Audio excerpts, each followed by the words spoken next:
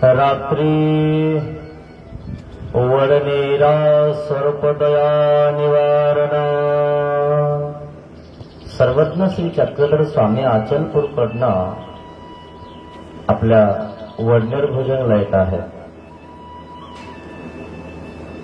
काकडा या ठिकाणी सर्वज्ञ श्री चक्रधर स्वामींनी काटे दूर केले, व्यापारी झाले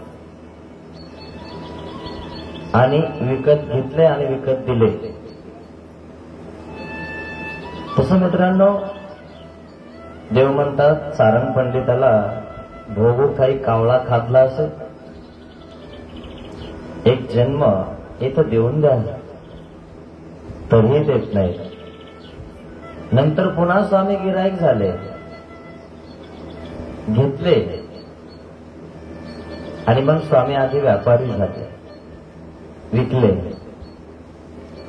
तसं स्वामींनी 3 सृष्ट्या तुम्हाला आधी ज्ञान दिले, बिना अर्ज कथवी ज्ञान दिलं. 3 सृष्ट्या, 12 वर्षाचं देह रचलं. तुम्हाला कोणताच कष्ट नाही, कशाचेच काहीच नाही, तेव्हा ज्ञान दिलं. 3 सृष्ट्यामध्ये सुद्धा तुम्ही देवाला नाही ओळखलं.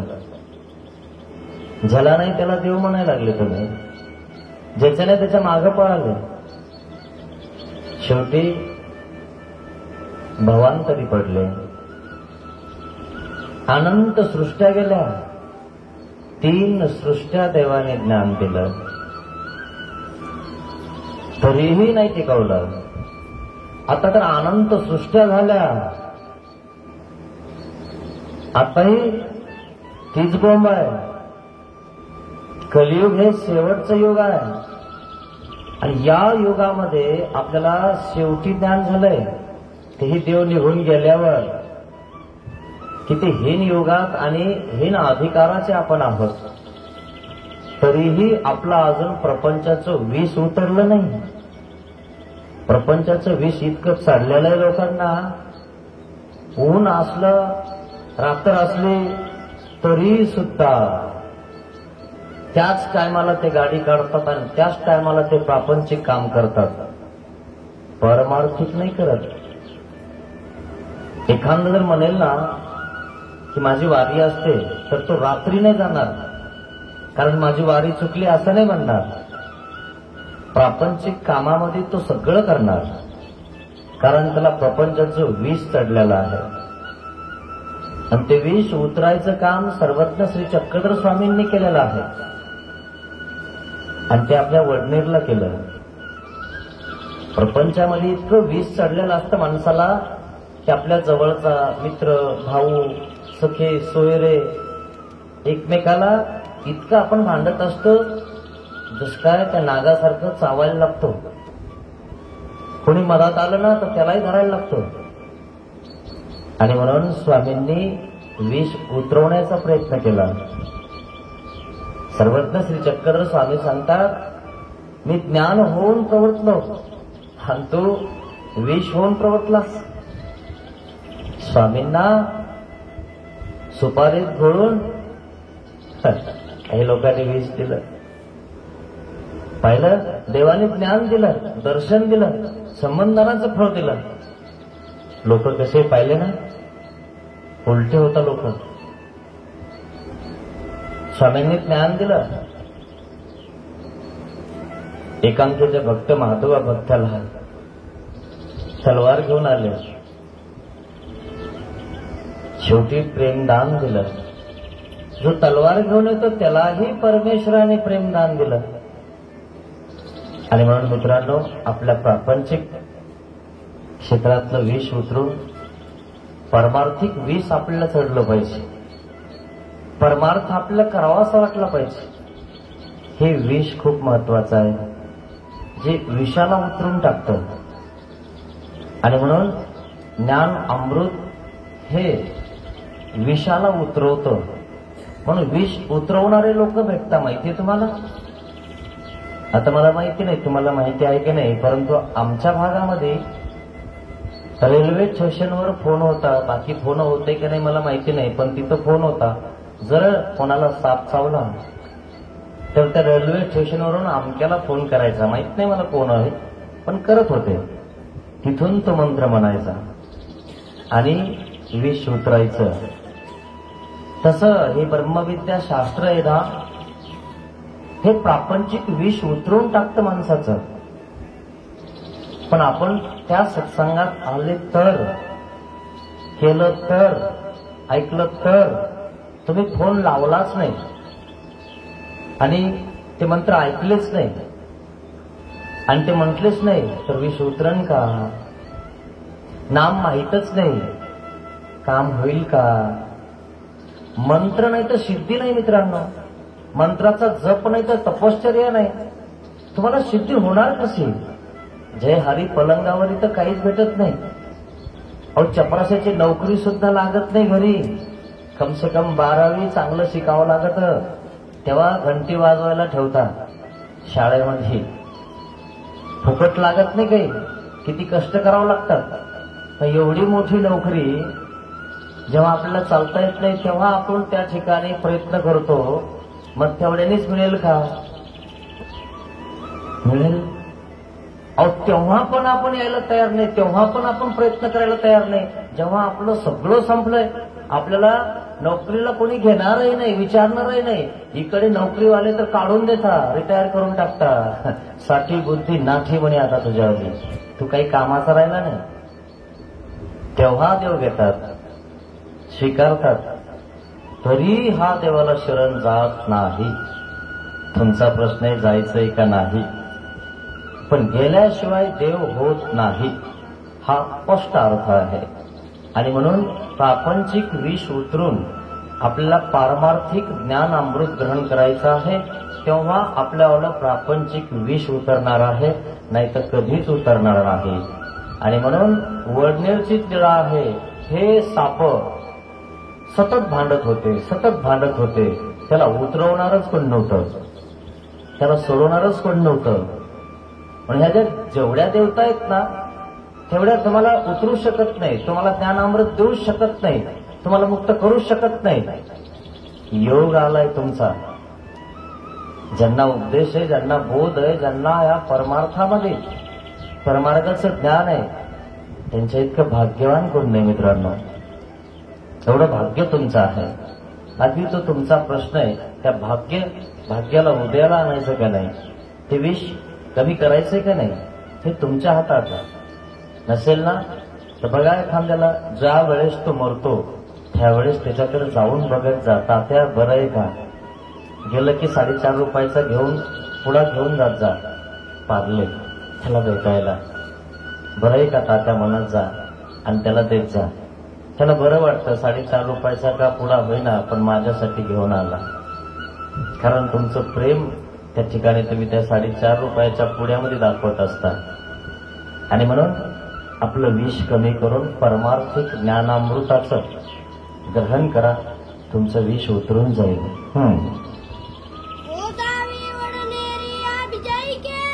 अचलपूर काकडा अशा प्रकारे सर्वज्ञ श्री चक्रधर स्वामी वडनेर या ठिकाणी आलेले आहेत. वडनेरला आल्यानंतर त्या ठिकाणी देव विचारत आहेत.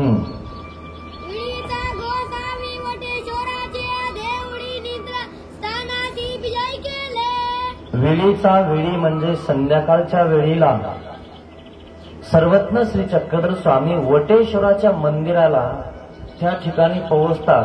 कारण संध्याकाळचा वेळ झालेला आहे आणि संध्याकाळी आपल्याला निवारा महत्वाचा आहे. आणि निवारा करण्यासाठी सर्वज्ञ श्री चक्रधर स्वामी वटेश्वराच्या मंदिराकडे आगमन करत आहेत. तुम्ही जे मंदिर करता ना वटेश्वराचं, ते ध्यानात ठेवा मित्रांनो. कधी आता स्नान करायला गेले तर एकच ध्यानात ठेवायचं, आपण जेव्हा डोकं देवावर ठेवतो ना तेव्हा डोक्यातलं विष उतरायचं. द्वेष, काम, क्रोध, मद, मत्सर याला दूर करायचं. आपण करतो ना स्नान तर देवाला हेच मागायचं की माझं हे विष आहे ना, 6 दोष आहेत ना, हे दूर कर, कमी कर, उतरव याला. नाहीतर हे विष आपलं उतरतच नाही. सदा आपण ताटमानेने जगत असतो, अभिमानाने जगत असतो. पण आपण जर ते स्थानावर जात असू देवाने भांडण त्या ठिकाणी त्या सापाचे मिटवलेले आहेत, तर आपल्यालाही आपलं मिटवणं गरजेचं आहे. आणि जो मिटवतच नसेल त्याचं विष अजून उतरलं नाही, त्याचं विष चढत जाईल. तुम्हाला माहितीये का, विष चढत पण जातं. विंचू चावल्यानंतर लोक सांगत नव्हते, तुम्हाला माहितीये खरं की नाही, माहिती होऊ देत नव्हते. आणि विंचू चावला ना तर लोक असं हाताला बांधत होते, कारण विंचू चावल्यावर मुंग्या येतात. आता ज्याला चावलं त्यालाच अनुभव आहे. आणि त्या चढत जातात चढत जातात चढत जातात. आणि गावामध्ये काही खडगोळ लोक असतात, ते असं काही झालं की ते विष चढवत असतात. अशाही काही विद्या आहेत है ना. एकी विद्या राजसा तामसा, विद्या राजस आहेत तामस आहेत, वेगवेगळ्या विद्या आहेत. मग माहिती होऊ देत नाही. पण ज्याला माहिती झालं की बा कोणाला तरी विंचू चावलाय, त्याला जर म्हणलं ना चढू नको, तरी सुद्धा तो चढवतच होता. कारण तो चढतच असतो है ना, कारण तो ऑटोमॅटिकच ते प्रक्रिया आहे. जाऊ दे ना मग पोते नाही, ज्यांना जायचं त्यांनी जाऊ द्या. हा का? बरं.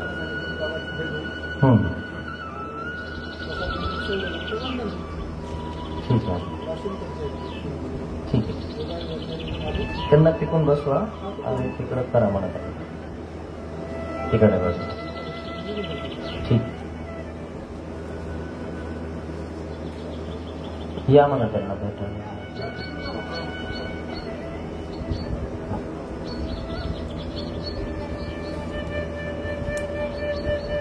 कुठून आले? वाशिम. बरोबर.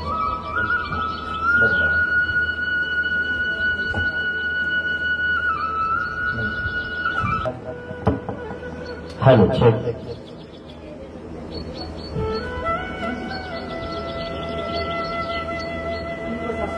आपलं विष उतरवणं हे गरजेचं आहे. आणि म्हणून विंचू चावला की लोक विष चढवत असतात. तसंही मित्रांनो, आपल्याला जर देवधर्म करायची सवय लागली, सत्संग करायची सवय लागली की लोकही चढवतात बरं का. आता मोक्षच होईल यांना, किती सकाळी चालल्या विचारूच नका, खूप अवघड आहे. लोक असंही विष चढवतात, असंही चढवतात, उतरवतात. नाही केलं तिकून टेन्शन, आणि केलं तिकून टेन्शन. नाही गेलं का तरी टेन्शन. यांचा कार्यक्रम आहे तरी जाईना, तरी येईना. आणि आलं बस मोक्षच आता. म्हणजे दोन्हीकडनं टेन्शनच आहे मित्रांनो. म्हणून टेन्शन घ्यायचंच नाही. आपण आपलं शास्त्र अवगत करायचं, आपण फक्त चालत राहायचं. चालताना कोण बोलतोय याच्यावर लक्ष द्यायचं नाही. कारण बाजारात हत्ती चालत असतो तेव्हा कुत्री भुकत असतात. आणि म्हणून आपण फक्त चालायचं. कुत्र्या समोर हत्ती खूप मोठा असतो. जर हत्तीच्या पुढे कुत्रं आलं तर एका पावलातच पूर्ण कुत्र शेपट होऊन जातं. म्हणून टेन्शन घ्यायचं नाही. हाथी के पाव में सबका पाव. आपण फक्त चालायचं. चालणं बंद नाही करायचं, कारण थांबला तो संपला. म्हणून आपण थांबायचं नाही. सर्वज्ञ श्री चक्रधर स्वामी वटेश्वराच्या मंदिराजवळ जातात आणि त्या ठिकाणी वटेश्वराच्या ओट्यावर त्या ठिकाणी देवाला आसन होत आहे. सर्वज्ञ श्री चक्रधर स्वामी त्या ठिकाणी आसनस्थ होतात, बसतात. तवराना धुपारती करोनी निघाला, राणा म्हणजे पुजारी गुरु. राणाकडे म्हणजे त्या वडनेर भुजंगच्या वटेश्वराच्या मंदिराची पूजा अर्चा करण्याचं काम ज्या राणाकडे होतं, तो राणा धुपारती मंगळारती करून त्या ठिकाणी त्या मंदिरातनं आपल्या घरी निघून गेला. मग निघता निघता सर्वज्ञ श्री चक्रधर स्वामी त्या मंदिराच्या ओट्यावर बसले आणि निघतानी त्या राणेनं त्या पुजाऱ्याने स्वामी श्री चक्रधर स्वामींना विचारले, म्हटले, काय म्हटलं म्हणाले? देव हो, अहो देव हो, आमच्या देवाची उपकरणे म्हणजे आरती फुलवात आणि फुलवात ठेवायची परात, उपहार निवद दाखवायची परात, देवाचा तांब्या गंगाळ या मंदिरात असतात आणि या मंदिरातून लोक चोरून नेतात आणि म्हणून आम्ही या मंदिराला कुचिटाळे म्हणजे कुलूप लावून घेत असतो. असं तो सर्वज्ञ श्री चक्रधर स्वामींना बोलत आहे, सांगत आहे. मग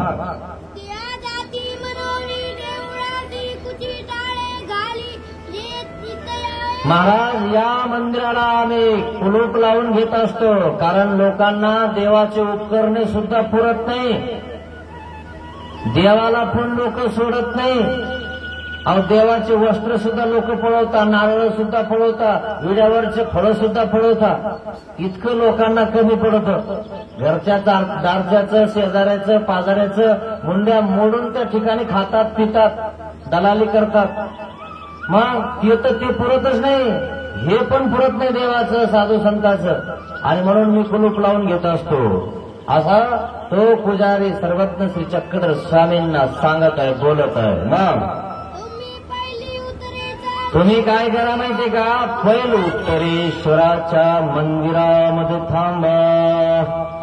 पहिलं म्हणजे पलीकडे उत्तरेश्वराचं मंदिर म्हणजे उत्तरेकडे तोंड करून असणारं जे मंदिर आहे ना, त्या मंदिरामध्ये तुम्ही जा आणि त्या ठिकाणी वास्तव्य करा, असं या ठिकाणी या पुजाऱ्यांनी सर्वज्ञ श्री चक्रधर स्वामींना सांगितलेलं आहे. दाखवलं. हे बघा स्वामी, हे उत्तरेश्वराचं मंदिर आहे, या मंदिरात जाऊन तुम्ही आराम करा, झोपा. देव म्हणले ठीक आहे, काय हरकत नाही, ते तुमचं मंदिर आहे, तुमच्या मंदिरात जर चोरी होत आहे आणि आमच्यामुळे जर मंदिर तुम्ही उघडं ठेवलं आणि चोरी झाली तर आमच्यावरच येईल, त्याच्यापेक्षा तुम्ही तुमचं सांभाळा. बरं झालं तुम्ही लावून चालले, लावून जा. जिथं दरवाजा नाही, जिथं कोणी जात नाही, आणि म्हणून आमच्या देवाने सांगितलं खांड देवळीये असावे, त्या ठिकाणी आम्ही त्या ठिकाणी आपली मुळी घालावी. मग यांनीच सांगितलं की तुम्ही काय करा, त्या ठिकाणी पोहोचा, उत्तरेश्वराच्या मंदिरामध्ये जाऊन आराम करा. आणि मग स्वामी म्हणले ठीक आहे, आम्ही त्या मंदिरामध्ये जातो आणि आराम करतो.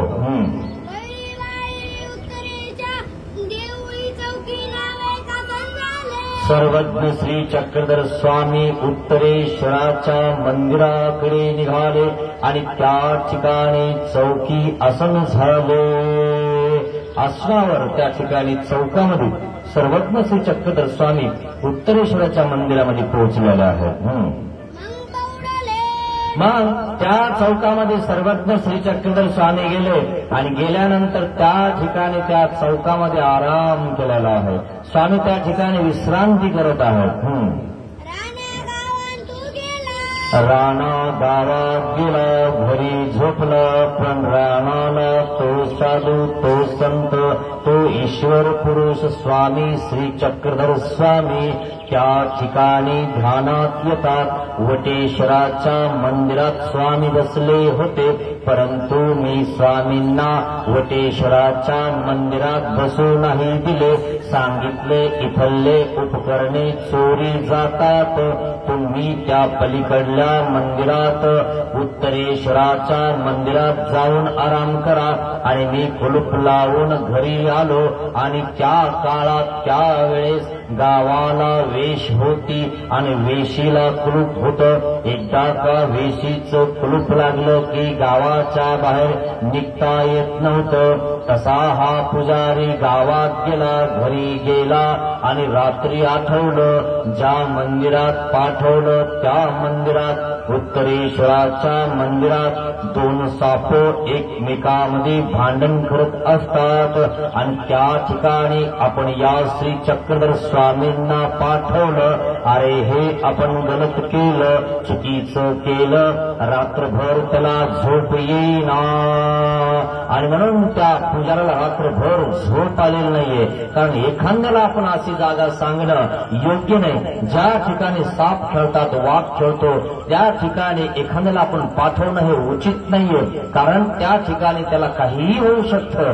परंतु मी का स्वामींना त्या ठिकाणी पाठवलं आणि तो पुजारी रात्रभर झोपत नाही.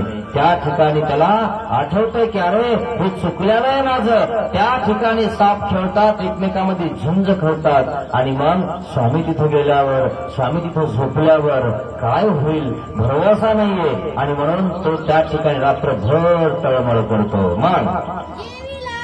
मग जेवला, झोपला, आठवला त्याला अरे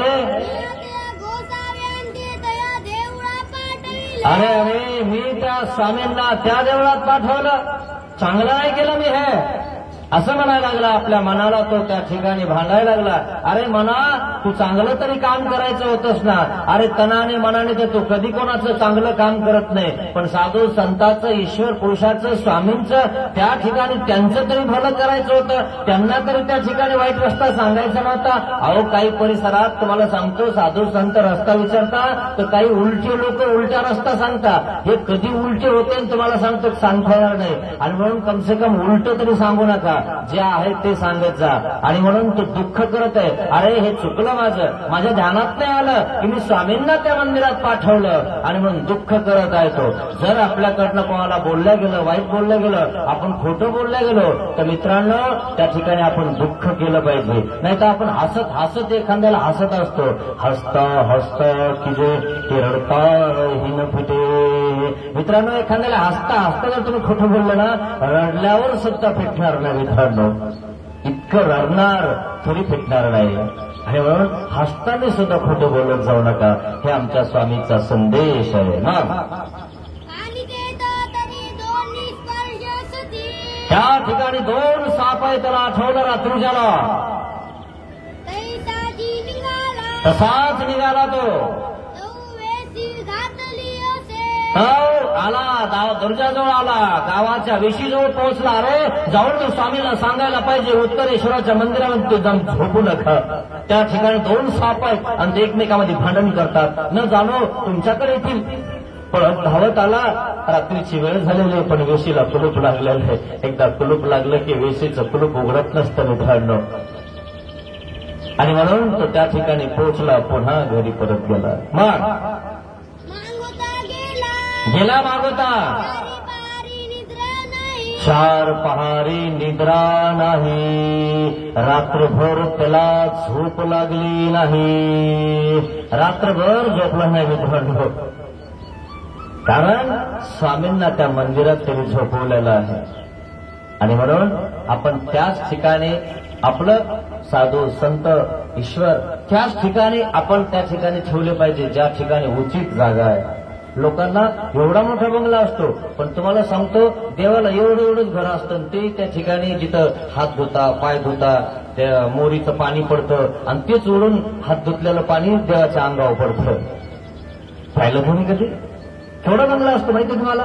तरी देवाला 5 बाय 5ची खोली सुद्धा नसते.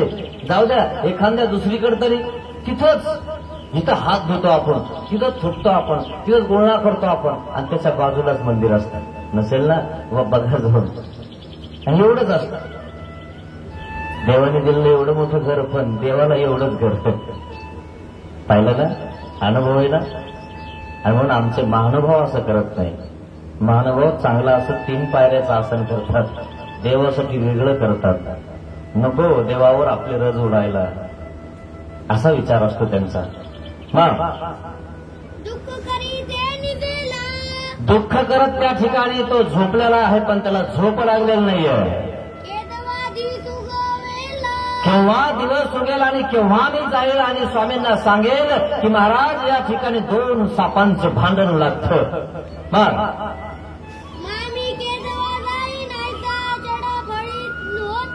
असा तडफडत होता की मी केव्हा जाईल. ज्या ठिकाणी भांडण खेळणारे साप आहेत त्या ठिकाणी मी स्वामींना पाठवलेलं आहे. मग आणि मग येरीकडे म्हणजे आता रात्र झालेले आहे, मध्यरात्र झालेले आहे आणि मध्यरात्रीच्या वेळेस त्या ठिकाणी ते साप रोज भांडण करायचे. आता त्या ठिकाणी ते साप भांडायला आलेले आहे. वरच्या बाजूला त्या ठिकाणी ते भांडत आहेत. भांडता भांडता त्या ठिकाणी स्वामींच्या छातीवर ते पडलेले आहेत आणि स्वामींनी असे 2 धरले, 2 बाजूला 2 करून टाकले. त्यांचं विष उतरून टाकलं. म्हणून जे भांडतात ना लोक, त्यांना विष चढलेलं आहे मित्रांनो. तेच भांडतात 1 फूटभर बांधासाठी, टीजभर बांधासाठी, 1 अर्धा इंच, अर्धा फूट जाग्यासाठी इतकं भांडतात मित्रांनो. आता आमच्या इकडे आम्हाला ओळखायला येतं, हातात कुऱ्हाडी तलवारी घेऊन उभा राहतात. तुला तर देणार नाही, लोकांना मी फुकट देईन पण तुला देणार नाही. आणि त्याचाच भाऊ असतो, भावाला देत नाही. अरे कोणाला देईन पण तुला देणार नाही. यांना विष चढलेलं आहे मित्रांनो. त्यांचं विष उतरवता नाही कोणी. म्हणून विष कमी करा. दुसरे लोक आपल्याला विष पाजायला कमी करणार नाही. घरचे तुम्हाला कमसे कम त्या ठिकाणी नेऊन तर पुरतील, तेवढं तरी घरच्यांचा विचार करा. एवढाही नका पूर्तेचा विचार करू. तुला नाही देणार, कोणाला घेईन मी. अशा प्रकारचे काही लोक असतात मित्रांनो. मग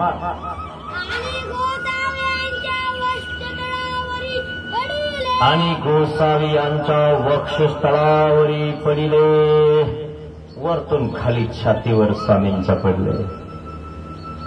स्वामी तिथे निवांत झोपले होते.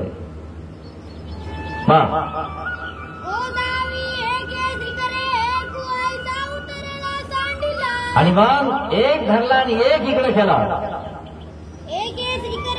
आणि 1 या शिखराने इकडे केला. दोन्हीकडे 2 करून टाकले, निर्विष करून टाकले. आता यांचं भांडण कधीच होणार नाही असं करून टाकलं. जे तत्वज्ञान जाणणारे आहेत, बोधवंत आहेत, जर ज्यांना खरंच देव पाहिजे असेल ते कधीच एकमेकांमध्ये भांडण करत नाही. म्हणून आमच्या देवाने सांगितलं, भांडते दोघे अन्याय. जो भांडण करतो धनासाठी, लोभासाठी, प्रॉपर्टीसाठी, कशासाठी पण, हे अन्यायी आहे.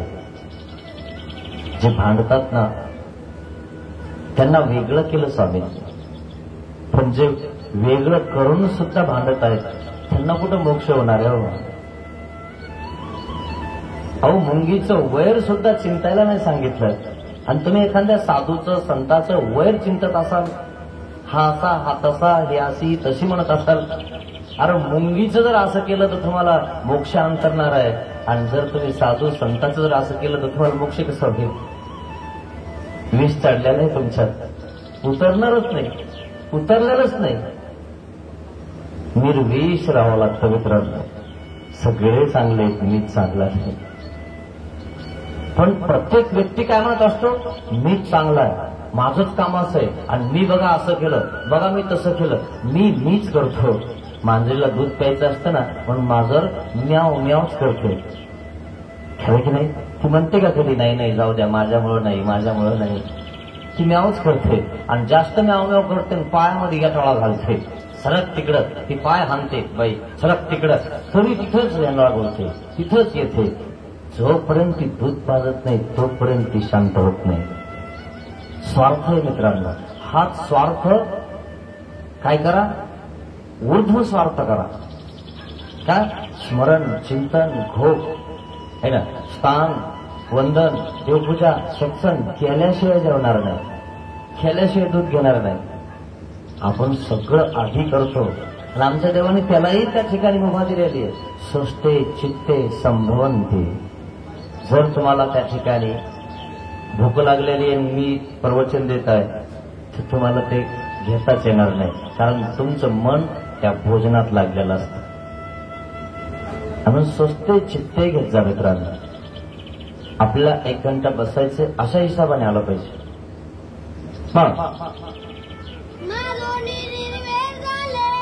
आणि मग दोघे निर्वेश केलेले आहेत स्वामींनी. सर्वज्ञ श्रीचक्रधर स्वामी त्या ठिकाणी विश्रांती करतात आणि मग त्या ठिकाणी झोपलेले आहेत. आणि मग सकाळी त्या ठिकाणी स्वामी उठलेले आहेत. आणि तो राणा सकाळी सकाळी धावपळ करता वेशीचं कुचिटाळे खुलल्यानंतर लगेच पळत आला. स्वामी, माझ्याकडनं चुकलं, मी तुम्हाला खोटं बोललो. उत्तरेश्वराच्या मंदिरामध्ये तुम्हाला झोपायला पाठवलं. मला माहित होतं की 2 साप खेळतात, पण महाराज मला नंतर आठवलं. मी घरी जाऊन झोपलो आणि मला लक्षात आलं की आपण एका स्वामींना त्या मंदिरामध्ये झोपायला पाठवलं. मी स्वामी आलो होतो दरवाजापर्यंत, वेशीच्या दरवाजा लागलेला होता. स्वामी, रात्रभर झोप नाही आली स्वामी मला तुमच्या बिगर. असं वाटलं की हे साप तुमचं काय करतील आणि काय नाही. भीती वाटते मित्रांनो. जे विषारी लोक आहेत ना, त्यांच्या आसपास सुद्धा आपण सांगत असतो आपल्या मुलांना मुलींना, ह्या मोक्कार लोकांच्या नादीने लागायचं. भांडकुदळ पोरं पोरी यांच्यासोबत नाही राहायचं. म्हणतो की नाही, तुमची पोरगी कॉलेजला कुठे जात असेल तर तुम्ही तिला शिकवत असता, अशा पोरींच्या नादीने लागायचं. आपला आपला अभ्यास करायचा, चिंतन करायचं. पण महाराज, माझं चुकलं, मी भांडणाऱ्या सापांजवळ तुम्हाला पाठवलं. खेळ की नाही, असा तो म्हणत असतो. मग आणि स्वामी त्या ठिकाणी बसलेले तर हा पोहोचला आणि मग त्याने दंडवत केला स्वामींना, स्वीकारण्याला लागला. आणि काय म्हणतो, देव हो. महाराज, इथं 2 साप होते. महाराज भलत्याचा घात करतात ते, कारण घात करतातच, कारण तेच भांडतात आणि दुसऱ्यालाही त्या ठिकाणी हे करतात. असेच असतात गुंडे लोक मित्रांनो, घात करतात ते, म्हणून आपण त्यांच्यापासून सावध राहतो. मित्रांनो, आपले गुंडे यम लोक आहेत, कधी आपल्याला पोत्यामध्ये टाकून देते सांगता येणार नाही. सावध राहा मित्रांनो, कधी गुचकी लागेल सांगता येत नाही. चालता चालता गुचकी लागते मित्रांनो. म्हणून माहीम भट्टाने विचार केला, गुचकी लागायच्या आधी देवाचं होणं गरजेचं आहे.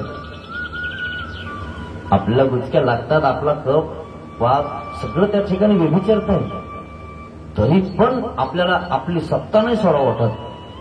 तरी सुद्धा आपल्या सुनबाईला पोराला आपण तिथून आवाज मारतो, हे केलं का नाही, बोलता येईना तरी नाही, सोडणं सत्ता, होणं बाजूला, कशाला महात करतो, तुझं कोणी ऐकेना ना. आता हे 3दा म्हणते, काय म्हणल्या, तिला ऐकायला आलं तरी पण तेच.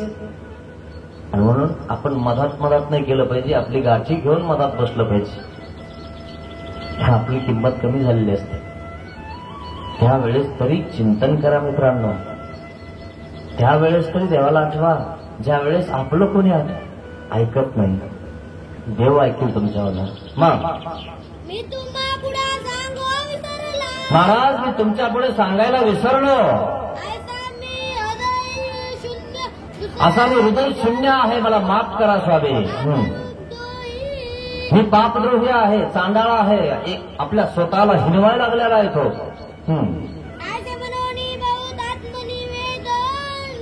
असं म्हणून खूप आत्मनिवेदन केलं, प्रायश्चित केलं आणि स्वामीला माफी मागितली. चुकलं महाराज माझ्यावर. काय म्हटलं महाराज, रात्री आठवलं मला, येत होतं महाराज, मी वेशीला कुलूप लावलेलं होतं. मग तरी महाराज तुम्ही काय केलं, कसं काय इथं बसले तुम्ही, रात्री साप आले होते, विचारत आहे तो स्वामींना. मग काय म्हणतात देव, 2 साप होते इथं. पण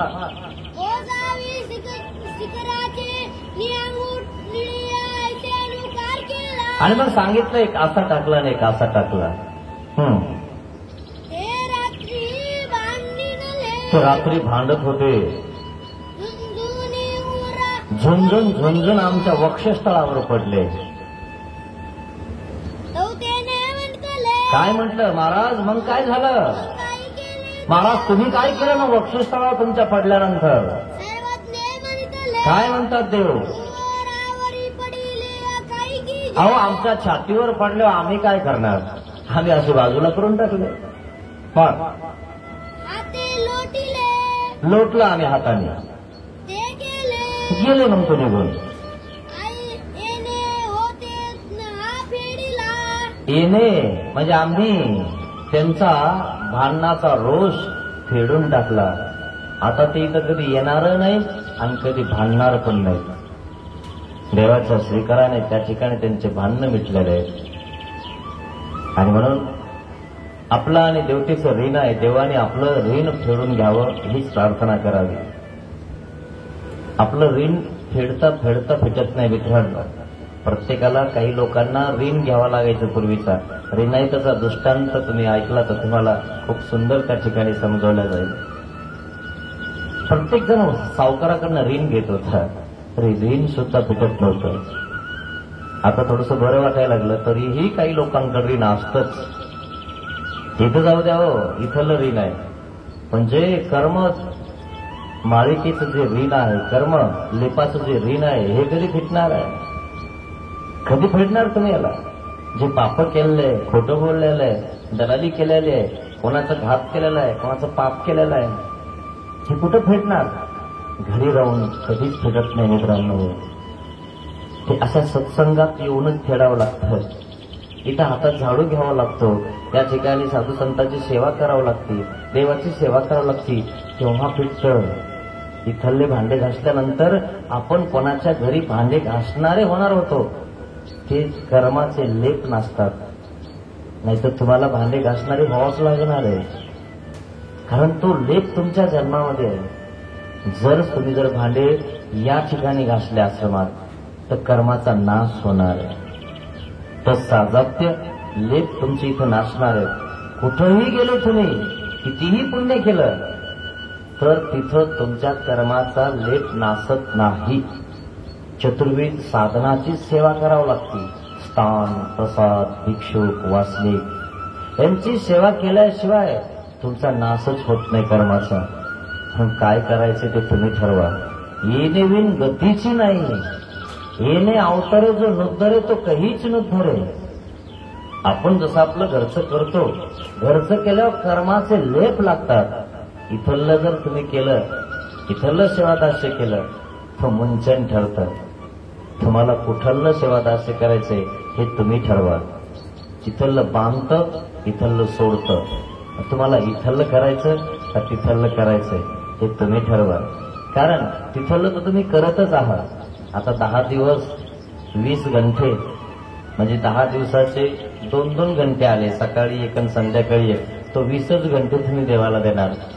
कमसे कम त्या 20 घंट्यात तरी देवाला प्रार्थना करा, चिंतन करा, महाराज माझ्या कर्माचा भोग उन्हा करा. 20 घंट्यात काय फिटणार आहे मित्रांनो? आपण 24 घंटे देवाकडे बेजार असतो, प्रपंचात बेजार असतो. परमार्थात 1 घंटा आपल्याला देणं होत नाही. एक पाहुणा घरी आला ना, बाबा रात्री पाहुणे आले होते, डोक्यावर बसले होते का मग? त्याला सत्संगात घेऊन येता येत नव्हतं. तुला यायचं नाही पुढे सांगतो, खरं की नाही? तुला वेळ द्यायचा नाही पुढे सांगतो, खरे कुठे? रात्रीला ताप आली होती आणि तापीत गेला तर कुठं जाशील? खरे कुठे? म्हणून मित्रांनो, कधी ताप येईल, कधी गुचकी लागेल भरोसा नाही. देवधर्म करा, चिंतन करा, स्मरण करा. तुमचा प्रश्न आहे तुम्हाला करायचं की नाही. कारण देव ज्ञान देऊनी उतराई होती, ज्ञान देऊन बाजूला होतात, बाकी तुमची मर्जी आहे. तसं देवाने त्या सापाचं विष उतरवलं. उतरवल्यानंतरही जर तुम्हाला चढलं तर आम्ही काय करणार आहे? हे मात्र संदेश तुम्हाला देवाने पोहोचवला आहे की आपलं विष उतरायचा प्रयत्न करा. मित्रांनो, कधी काय होईल सांगता येत नाही. माईमट्टाने हाच विचार केला, जर मी घरी गेलो आणि चाब्या दिल्या आणि वाटात जर साप आला आणि सापावर पाय पडला आणि जर समजा मला खाल्लं तर माझ्याला अनुसरण राहील का नाही? देव अंतरण की नाही. म्हणून माहीमभट्ट परत घरी नाही गेले. देवाला हरवायला आले होते, स्वतः हरून गेले, पुन्हा परत नाही गेले. अनुसरण इतकं महत्वाचं आहे मित्रांनो की ते सांगूही शकत नाही किती महत्वाचं. नाही तर ही सृष्टी कपाळी पडेल. भुंकत गाढव चोरी नेला. खूप अवघड आहे. जन्म वाया घालू नका मित्रांनो. कम से कम घरी तरी 1 घंटा देवधर्म करा. जाऊ द्या, नाही करणं होत ना काही, 1 घंटा देवाला द्या. आणि जे 1 घंटा बी देत नाहीत ना त्यांनी 10 दिवस 1-1 घंटा द्या. फक्त येऊन दर्शन करून तरी जा, जेणेकरून तितकं तरी उन होईल. जर समजा तुम्ही एखादा भारा बांधला ना आणि 1 काळी जर काढली तर भारा ढिल्ला होतो. भारा कळतो ना तुम्हाला, तुराट्याचा, पराठ्याचा. त्या बाया काय करायच्या, शेतातून भारा बांधायच्या, घरी जाळायला आणायच्या आणि मग त्या 2 जणी ओढायच्या. वड पक्का, कारण इकडं तिकडं हल्ला नाही पाहिजे ना. तिच्यातला 1 जर सड काढला तुम्ही, 1 जर तुराठी काढली तर भारा ढिल्ला होतो की नाही. मग भारा कुठं येतो, कानाजवळ आतमध्ये घुसायला लागतो. खरे खोटं आहे. आणि म्हणून एवढं तर दुःख कमी होईल. थोडासा तरी देवधर्म करा मित्रांनो. घरची घरी 15 मिनिटं तरी द्या, नाही तर कम से कम जय देवा एवढं तरी करा. म्हणजे मंदिराजवळ आल्यावर असं तरी करत जा, जय देवा इथुले उरले. काही लोक एवढंही नाही, अरे लय देव गेले म्हणून लय बाबा गेले असे मीच गेले असे जे काही खतरनाक आहेत भाऊ, काय सांगा तुम्हाला. असे तरी होऊ नका एवढंच मला म्हणायचं. काय सांगावं, खूप अवघड आहे. मग विष आपलं कमी करा. जवळ आपल्या स्थान आहे, तिथली लीळा आज आपण घेतली. हा लीळा घेण्याचा हेतू हेच आहे की आपले जे काही द्वेष, मत्सर जे काही असेल ते दूर करून टाका. प्रेमाने वागा. सोबत काहीच येत नाही मित्रांनो. जे तुम्ही इथे करताय तेच सोबत येणार आहे. जर तुम्ही एकमेकाला चांगलं बोलले तर लोक तुमच्यासोबत चांगलं राहणार, चांगलं बोलणार, तुमच्यावर प्रेम करणार. आणि एकमेकावर ताण देत राहिले ना तर काही होणार नाही, उलट काहीतरी दुसरंच होऊन जाईल. अशा प्रकारे ही लीळा या ठिकाणी संपलेली आहे. प्रथमतः आपण वडनेर भुजंगची लीळा घेतली कारण ते स्थान आपल्याला जवळ आहे. म्हणून कालसर्प, नागबली याच्या नादी लागायचं नाही. देवाने 2 हातांनी बाजूला केलेले. आता दुसऱ्याकडे जाऊन बाजूला करायची गरज नाही.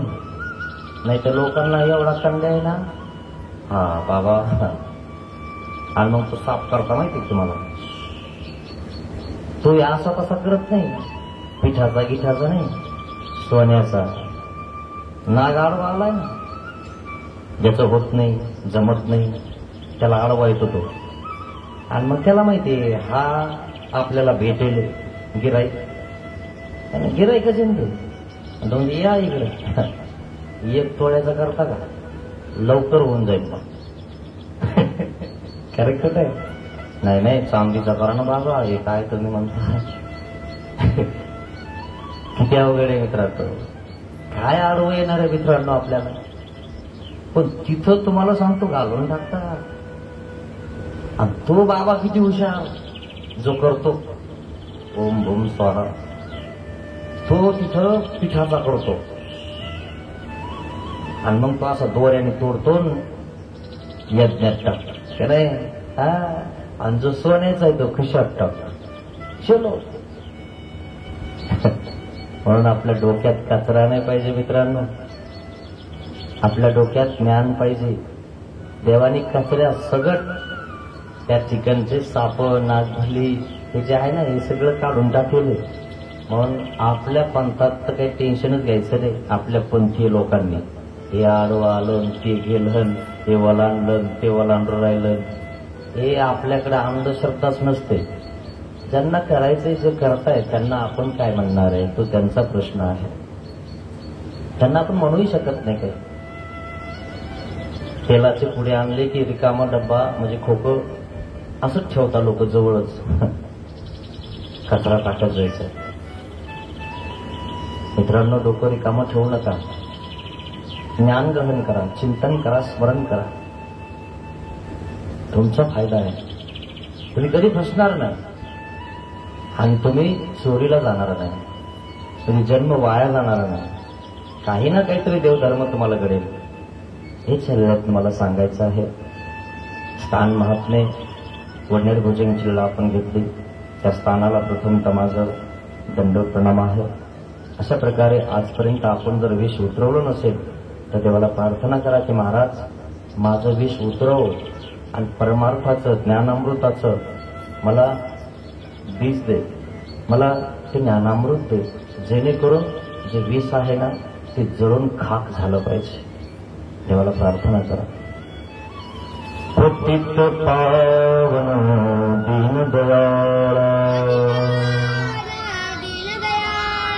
दया करी रे स्वामी, अज्ञानाने घडले पातक, म्हणून पापियामी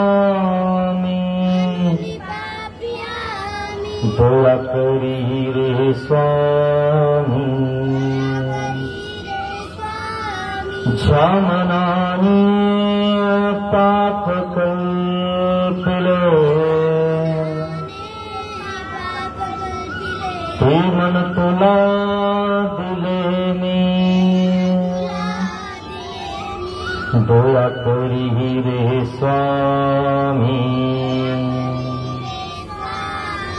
ज्या वाचेने जना दुखविले ही वाचा तुला दिली मी, दया करी रे स्वामी. देहाने हा कर्म कराया दास तुझा मी झालो, पतित पावन दीनदयाळा